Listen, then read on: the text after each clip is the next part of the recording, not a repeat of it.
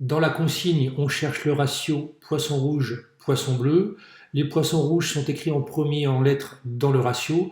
On doit donc également trouver en premier le nombre de poissons rouges dans le ratio en chiffres. Il y a 4 poissons rouges et 3 poissons bleus. Le ratio correspondant est donc de 4, 2,3, 4 pour 3. Dans le mot délibération, il y a en tout 12 lettres, 5 lettres pour le mot ratio et 7 lettres pour le reste du mot délibération. Comme dans l'exemple ci-dessus, on doit écrire en premier le nombre qui correspond aux lettres du mot ratio. On peut donc dire que le ratio correspondant, c'est 5 pour 7. Dans le groupe B, il y a 6 poissons rouges. Dans le groupe A, il y a 3 poissons rouges. Il y a donc 2 fois plus de poissons rouges dans le groupe B comparé au groupe A. Pour que les ratios des deux groupes soient les mêmes, il faut donc doubler le nombre de poissons bleus du groupe A. Dans le groupe A, il y a 4 poissons bleus. Il faut donc le double de poissons bleus dans le groupe B. 4 fois 2 égale 8. Il faut donc 8 poissons bleus dans le groupe B. Dans la recette de cette vinaigrette, le ratio huile-vinaigre-moutarde est de 3 pour 1 pour 1. Cela signifie que pour chaque cuillère de moutarde, il faut une cuillère de vinaigre et 3 cuillères d'huile. Dans sa vinaigrette, Luc met 4 cuillères de moutarde. Pour sa première cuillère de moutarde, et afin de respecter la recette de la vinaigrette, Luc doit donc rajouter une cuillère de vinaigre et 3 cuillères d'huile.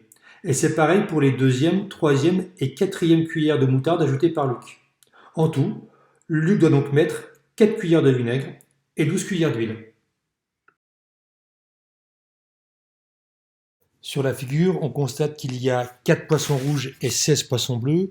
On peut donc dire que le ratio poisson rouge-poisson bleu est de 4 pour 16. Mais ce n'est pas le ratio le plus simple à écrire. En effet, on constate que pour un poisson rouge, il y a à chaque fois 4 poissons bleus.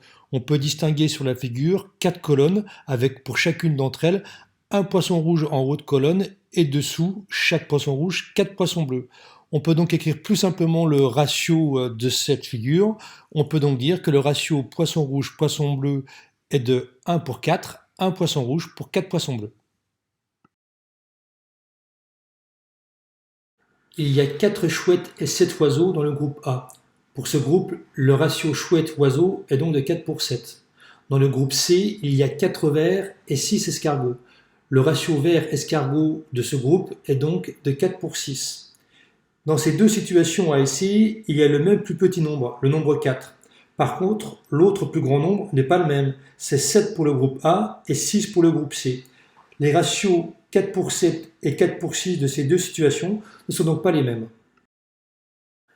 Dans la situation B, il y a 2 poissons rouges et 3 poissons bleus. Le ratio poisson rouge-poisson bleu de cette situation est donc de 2 pour 3.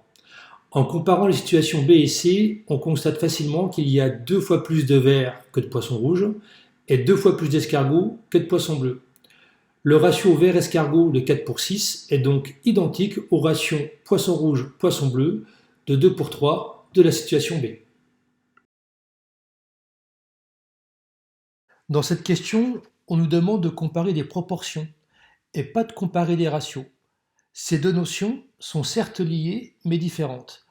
Prenons un exemple d'une classe de 25 élèves dans laquelle il y a 15 filles et 10 garçons.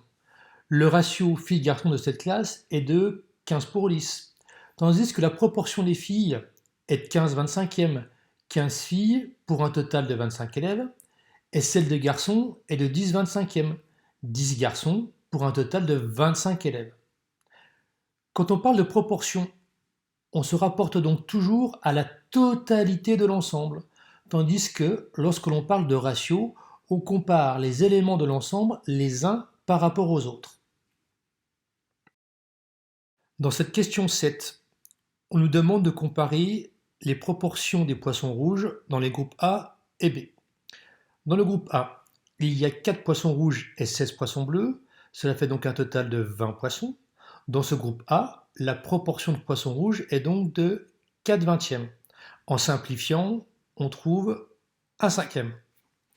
Dans le groupe B, il y a 3 poissons rouges et 9 poissons bleus. Cela fait un total de 12 poissons.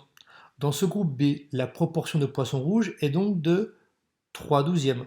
Et en simplifiant, on trouve une proportion de poissons rouges de 1/4. On doit donc désormais comparer 1/5 et 1/4. 1/4, c'est 1 parmi 4. 1/5, c'est 1 parmi 5. 1/4 est donc plus grand que 1/5. La proportion de poissons rouges dans le groupe B est donc bien plus grande que celle du groupe A.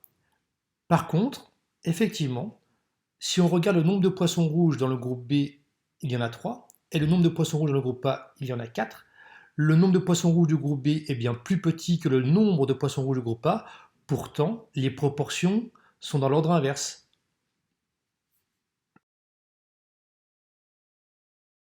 Pour comparer deux ratios, une des méthodes possibles est de faire apparaître un nombre identique dans chaque ratio.